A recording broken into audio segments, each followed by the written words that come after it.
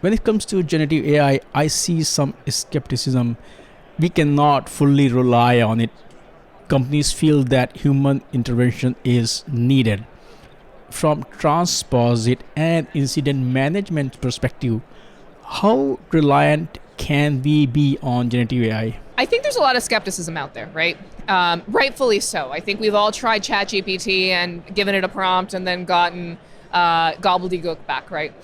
So people think incidents and they're like, how am I going to trust something like this? So I think that how you use AI and how you incorporate it into your workflows is really critical. So we take an approach that really looks at keeping humans in the loop and augmenting them versus replacing them.